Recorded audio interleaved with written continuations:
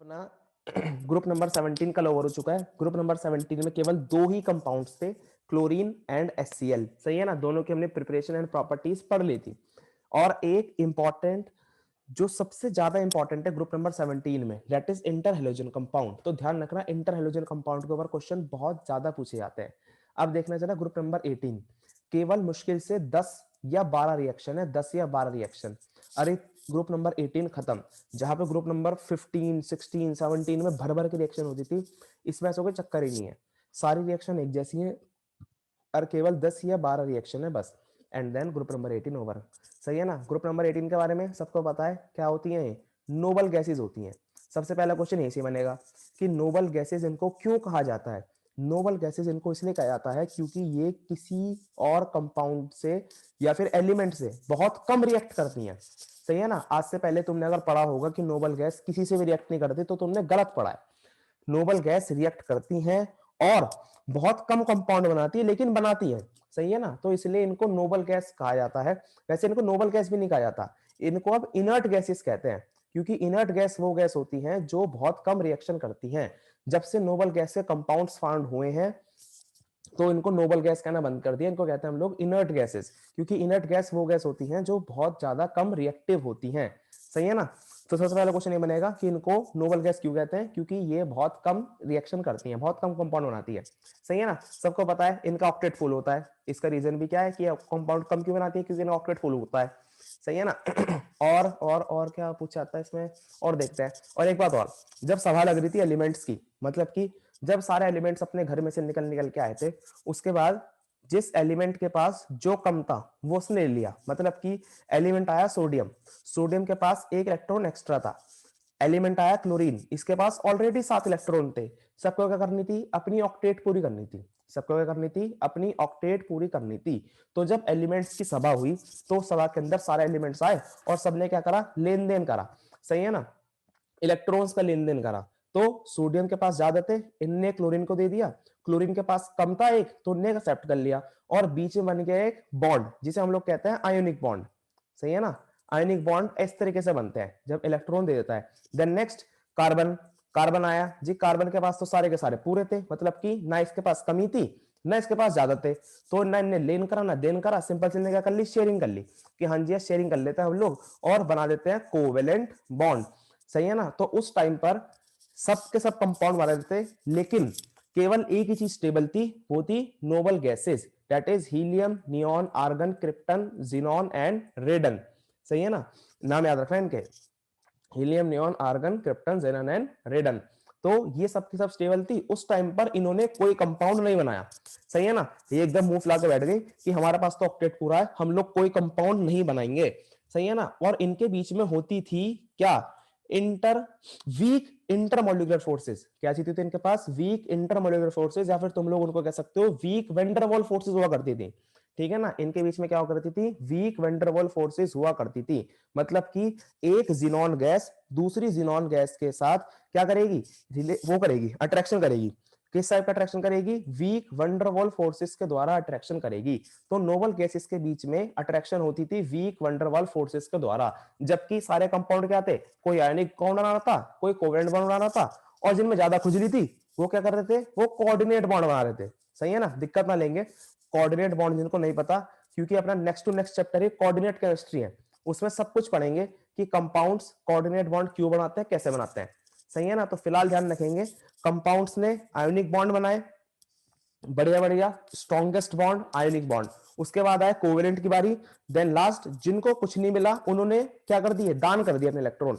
जा भाई जा, तू भी जी ले अपनी जिंदगी। और इन्होंने क्या बना लिए, कोऑर्डिनेट बॉन्ड बना लिए। सही है ना। इसलिए ध्यान रखना, जब इलेक्ट्रॉन डोनेट करे जाते हैं तभी बनता है कोऑर्डिनेट बॉन्ड। सही है ना। अमरीश पुरी थे देने वाले, और कह देता जा इलेक्ट्रॉन जी ले अपनी जिंदगी, और उसको दान में दे दिया और सामने बना दिया कोऑर्डिनेट बॉन्ड। लेकिन बच गई अपनी नोबल गैसेस। नोबल गैसेस ने क्या करा, अपना कोऑर्डिनेट बॉन्ड बॉन्ड कुछ नहीं बनाया, इन्होंने क्या करी, वीक इंटरमोलिकुलर फोर्सेस लगाई। कौन सी फोर्सेस, वीक वेंडरवॉल फोर्सेस लगाई। आपस के बीच में वीक वेंडरवॉल फोर्सेस थी इनके बीच में। सही है ना। और छोटी सी बात, कि जब हमारे पास कोई भी नोबल गैस है, अगर उसके आउटर मोस्ट में ऑक्टेट पूरा है, 1 2 3 4 5 6 7 8 ऑक्टेट अगर उसका पूरा है, तो ऑक्टेट पूरा ना वो लेगा इलेक्ट्रॉन ना वो देगा। लेकिन अगर तुम जबरदस्ती इसको हीट करो और हीट करने के बाद इसमें से एक इलेक्ट्रॉन निकालने की कोशिश करो, पहली बात तो निकलेंगे नहीं, और अगर निकलेंगे तो बहुत ज्यादा हाई हीट देनी पड़ेगी। सही है ना। सो हम कह सकते हैं इनकी आयनेशन एंथैल्पी बहुत ज्यादा हाई होती है। नोबल गैसेस है वेरी हाई आयनेशन एंथैल्पी। सही है ना। लेकिन फंडा तो वही है, ऊपर से नीचे जाएगा साइज बढ़ेगा, साइज बढ़ेगा तो आई घटेगी, क्योंकि सबको पता है size inversely proportional to ionization enthalpy. तो हम कह सकते हैं कि इनकी ऊपर से नीचे आने पर साइज बढ़ता है, साइज बढ़ता है तो आयनेशन एंथैल्पी कम होती है, लेकिन इनकी बहुत ज्यादा हाई आयनेशन एंथैल्पी होती है क्योंकि इनके अंदर इलेक्ट्रॉन निकालना मुश्किल होता है। सही है ना। अब नेक्स्ट हम क्या पढ़ते हैं हम लोग, नेक्स्ट पढ़ते हैं ईजी, इलेक्ट्रॉन गेन एंथैल्पी।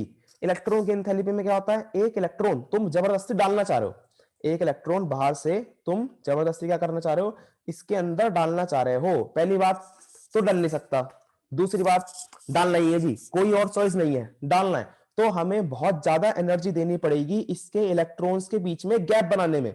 फंडा समझ में आ रहा है। वही बात है तुमको याद हो रही होगी जो फ्लोरीन में बात थी। सही है ना। फ्लोरीन में भी यही पढ़ाया था मैंने कि फ्लोरीन के अंदर इलेक्ट्रॉन जाने की जगह नहीं थी क्योंकि फ्लोरीन बहुत छोटा था, तो हमें क्या करना पड़ा, हीट देनी पड़ी इसके इलेक्ट्रॉन्स के बीच में जगह बनाने के लिए। तो ऐसी इसके अंदर क्या है, टोटल ऑक्टेट पूरा है, तो हमको बहुत ज्यादा हाई हीट देनी पड़ेगी इसके इलेक्ट्रॉन्स के बीच में जगह बनाने के लिए। और जो हीट निकल के आएगी वो जस्ट नियरली बराबर ही होती है या फिर उससे कम ही होती है। कहने का मतलब अगर तुमने मान लो 10 जूल हीट दी इसके इलेक्ट्रॉन्स को अलग अलग करने के लिए, सही है ना, तितर बितर करने के लिए तुमने 10 जूल हीट दी, और जब इलेक्ट्रॉन डल जाएगा तो हीट रिलीज भी होगी, सिंपल सा फंडा है। तो नियरली 10 जूल हीट ही रिलीज होगी या फिर 10 से थोड़ी सी कम हो जाएगी।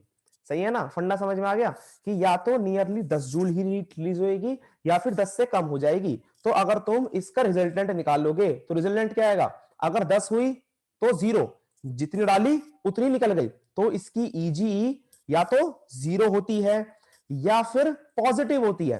क्यों पॉजिटिव होगी, क्योंकि जो हम दे रहे हैं वो हाई है और जो निकल के आ रही है वो लो है, सिंपल सा फंडा है। तो या तो इसकी इलेक्ट्रॉन गेन एंथैल्पी 0 होगी या फिर इनकी इलेक्ट्रॉन गेन एंथैल्पी पॉजिटिव होगी। फंडा समझ में आ रहा है। इलेक्ट्रॉन गेन एंथैल्पी वो एनर्जी होती है जो इलेक्ट्रॉन डलने के बाद निकलती है, हर कहीं पर नेगेटिव पाई जाती है, हर कहीं पर नेगेटिव, लेकिन बस ग्रुप नंबर 18 ही ऐसे हैं जिनके अंदर पॉजिटिव या फिर 0 इलेक्ट्रॉन गेन एंथैल्पी देखने को मिलती है। फंडा क्लियर हो गया वाला, इलेक्ट्रॉन गेन एंथैल्पी वाला। जितनी बातें बताई हैं उन सब में से जो जो इंपॉर्टेंट है वो लिख लो, अगर कुछ चीज भूल गए हो तो इनमें से पढ़ लो बहुत स्पीड में, क्योंकि सारी बातें तुम्हारी पढ़ाई हुई हैं। और उसके बाद आएंगे दो छोटे छोटे से एनसीईआरटी क्वेश्चन, वो निपटा देना जल्दी से। तो दोनों बहुत सिंपल से क्वेश्चन थे। क्या क्वेश्चन पूछा गया था सबसे पहला कि ग्रुप नंबर 18 को हम लोग नोबल गैस क्यों कहते हैं। सिंपल सा आंसर कि ये बहुत कम एलिमेंट्स के साथ कंपाउंड बनाते हैं, बहुत ज्यादा कम रिएक्टिव होती हैं। सही है ना। और नेक्स्ट, नोबल गैसेस का लो बॉइलिंग पॉइंट होता है, अभी बताया, due to weak intermolecular forces. इनके बीच में क्या होती है, डिस्पर्जन फोर्स कह लो चाहे तो वेंडरवॉल फोर्स कह लो, सही है ना, बात एक ही है। तो इनके बीच में वीक डिस्पर्जन फोर्स होती है या फिर वेंडरवॉल फोर्सेस होती हैं, जिनको तोड़ना बहुत जिनको तोड़ना बहुत आसान होता है। सही है ना। तो इसी वजह से इनका बॉइलिंग पॉइंट लो होता है। नेक्स्ट नेक्स्ट देखिए जरा, कहानी एक इंसान की जिसने चमत्कार कर दिखाया, मतलब कि जो नोबल गैसेस आके मुंह फुलाए बैठी थी कि हम कंपाउंड नहीं बनाएंगे, हम कंपाउंड नहीं बनाएंगे, हमारा ऑक्टेट पूरा था। सही है ना। सबको ऐसी लगा था 10-15 सालों तक कि भैया जी ये कंपाउंड बनाती, ये है नोबल गैस, इनमें इनके साथ कोई रिएक्शन नहीं कर सकता। लेकिन वहीं पर ही नील बार्टलेट, साइंटिस्ट का नाम है नील बार्टलेट, नाम पे ध्यान देंगे जरा। नील बार्टलेट ने क्या कर रहा था, एक्सपेरिमेंट कर रहा था। एक्सपेरिमेंट करते करते उनने बनाया एक लाल रंग का कंपाउंड, जिस कंपाउंड का फॉर्मूला था O2 पॉजिटिव PtF6 नेगेटिव। ना समझ में आ रहा तो ऐसे लिखा हुआ है O2 और ऊपर पॉजिटिव PtF6 नेगेटिव। सही है ना।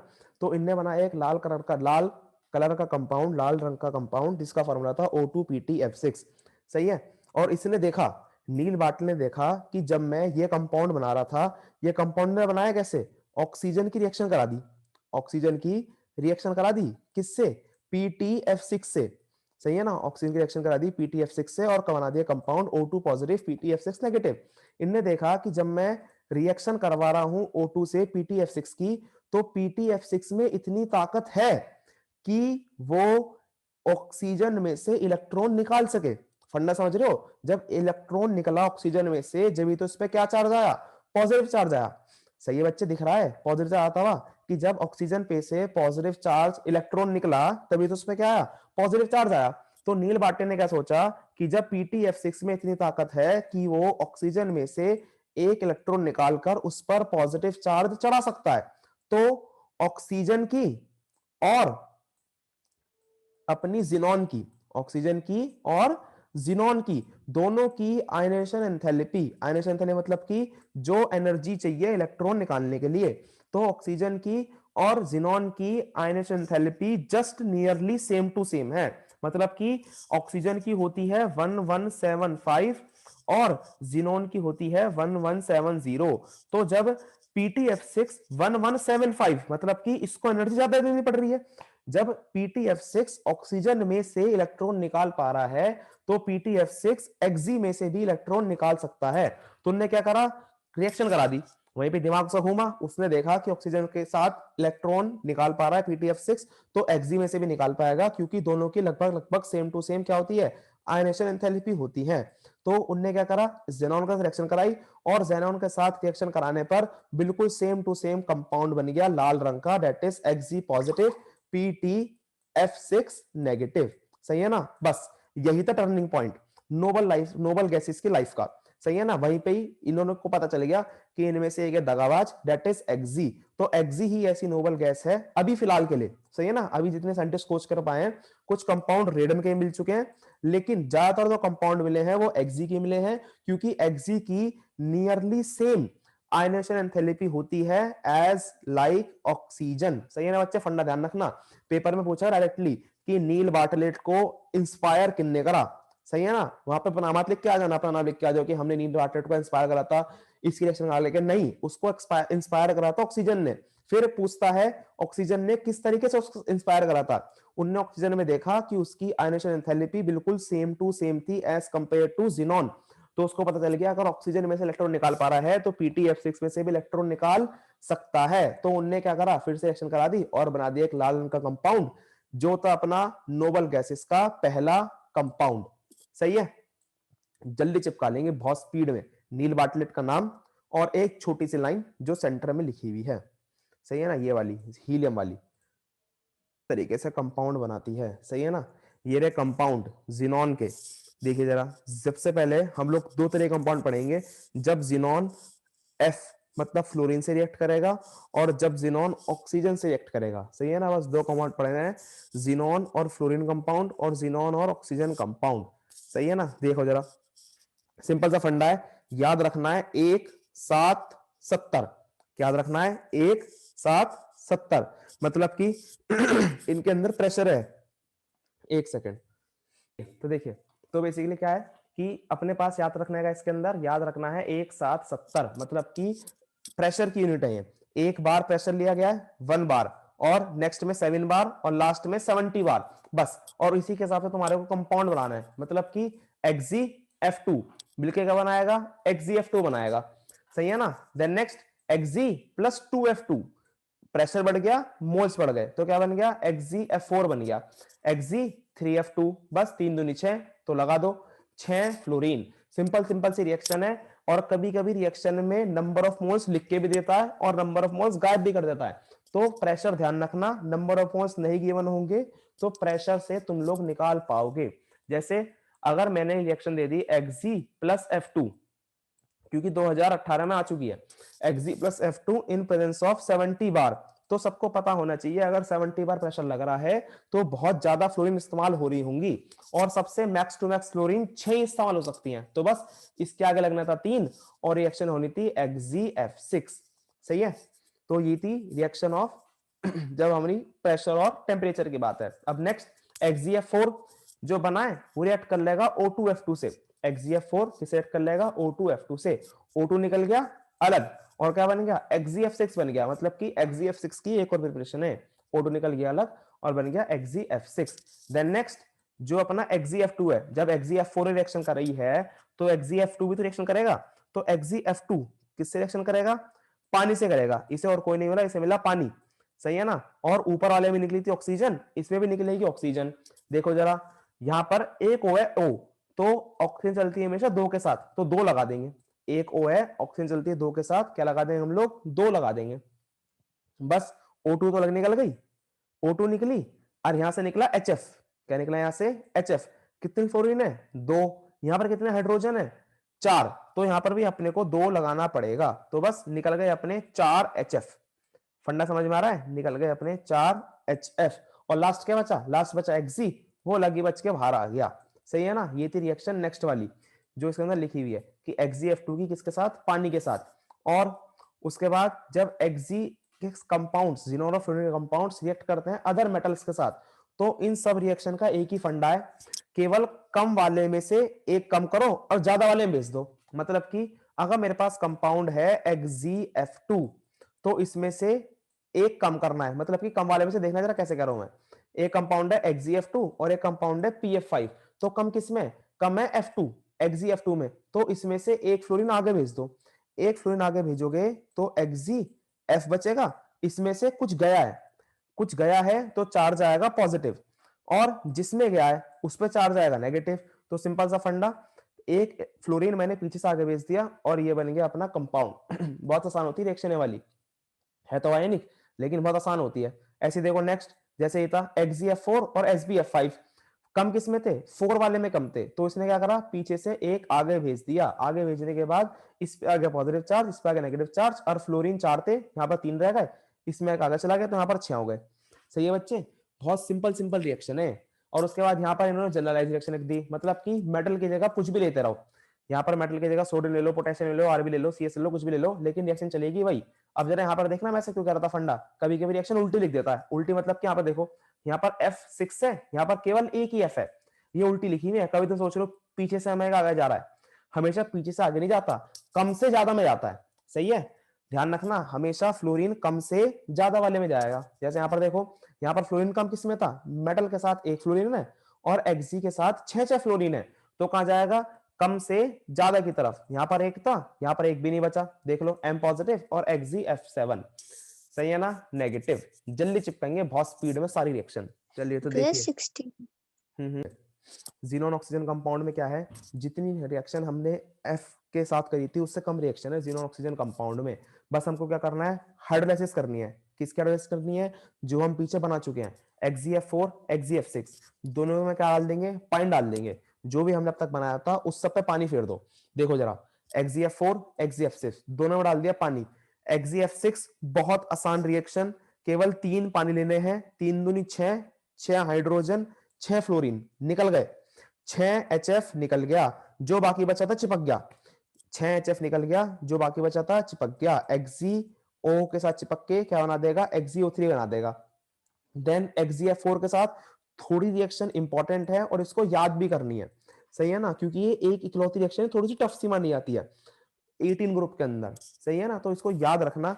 जब भी XgF4 का रिएक्शन होगी, जो नीचे बना है वो तो बनेगा बनेगा, मतलब कि XgO3 बनना है, HF बनना है, लेकिन एक्स्ट्रा क्या बनेगा, एक्स्ट्रा बनेगा Xg&O2, सही है ना, एक्स्ट्रा क्या बनेगा, Xg&O2, क्योंकि इसके अंदर 12 लिए गए हैं पानी, अगर 12 पानी लिए हैं तो उसी हिसाब से अपने को फ्लोरीन भी लेने पड़ेंगे, क्योंकि 12 दूनी 24, तो फ्लोरीन भी कितने लेने पड़ेंगे अपने को, 24 लेने पड़ेंगे, तो उसने यहाँ पे लगाया 6, और सारे के सारे हाइड्रोजन फ्लोरीन लेके निकल गए, और बचा क्या, Xg और O ने O2 निकाल दिया, Xg ने XgO3 और Xg बना दिया, सही है ना। ये थी रिएक्शन, इंपॉर्टेंट रिएक्शन XgF4 और XgF6 की हाइड्रोलाइसिस। लेकिन अगर हम पानी थोड़ा कम डालें, क्या करें, पानी थोड़ा कम डालें, उसे कहते हैं हम लोग पार्शियल हाइड्रोलाइसिस। यहां पर देखो जरा, ये XgF4 के साथ नहीं है, केवल XgF6 के वाली है। अगर हम लोग XgF6 के अंदर पानी थोड़ा कम डालेंगे, देखो जरा यहाँ पर कितने पानी डाले थे, 3 पानी, तुमको थोड़ा कम, थोड़ा कम मतलब कि केवल 2 पानी डालो, 2 पानी, देखो जरा 2 पानी थे, सॉरी यहाँ पर X6 आएगा, तो यहाँ पर कितने थे, 2 पानी थे, निकल गए, क्या निकल गए, हाय राम ये गलत क्यों रखी है, तो 2 दूनी 4, तो ये 4 बन गया और यहाँ पर बचेगा XeO2F2, सही है ना, XeO2F2। 2 पानी डाल ले तो 4 HF निकल गए, 4 HF निकल गए, बचा क्या, जो बचा वो चिपका दो, XeO2F2, सही है ना। अब तुम कहो थोड़ा और पानी, थोड़ा और कम पानी डालो, 2 से कितना कर दो 1, 2 से कितना कर दिया 1, H2 और 2 फ्लोरीन लेके निकल गए, 2 हाइड्रोजन 2 फ्लोरीन लेके निकल गए, बाकी जो बचा सब चिपक गया, XeOF4।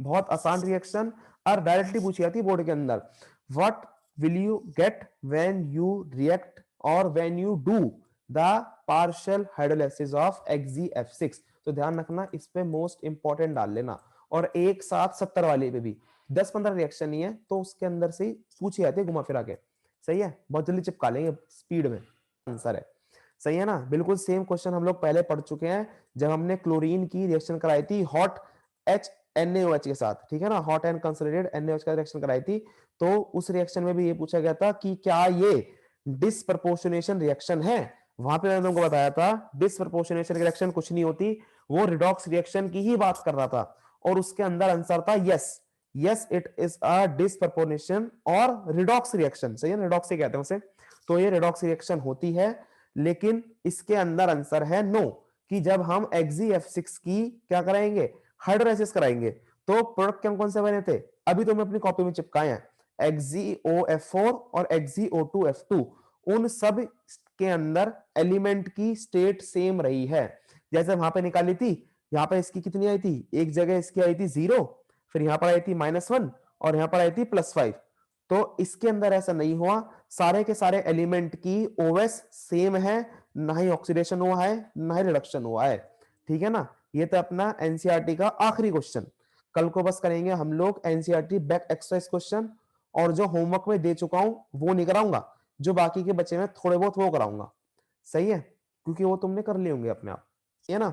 तो बात कर रहा है वो किसकी, पार्शियल हाइड्रोलाइसिस वाले की, तो पार्शियल हाइड्रोलाइसिस के अंदर सबको पता है यहाँ पर +6 तो 100, नो ऑक्सीडेशन नो रिडक्शन, और इसके अंदर भी नेक्स्ट वाली में +6 और +6, ठीक है ना, उसमें शायद ऊपर वाली का आंसर नहीं गिवन, ऊपर वाले उन्होंने कंसिडर नहीं करी, आखिरी की 2 ही कंसिडर करी हैं, बस लास्ट स्ट्रक्चर बना दो, फिर उसके बाद खत्म। पी ब्लॉक, ये 6 कंपाउंड है, इनकी स्ट्रक्चर बनाइए जल्दी से। अब तक हमने 3 स्ट्रक्चर बना लिए है, सबसे पहले XeF2 स्ट्रक्चर है, नाम है इसका लीनियर, नाम भी लिखते रहेंगे साथ साथ, इसका नाम है लीनियर, और 3 bond pair, sorry 3 lone pair एक प्लेन में, एक बॉन्ड ऊपर एक बॉन्ड नीचे, और OSS की +2। Then next XeF4 4 bond plane में, एक लोन पेयर ऊपर एक लोन पेयर नीचे, इसका नाम है स्क्वायर प्लेनर, सही है ना, क्या नाम है इसका, स्क्वायर प्लेनर।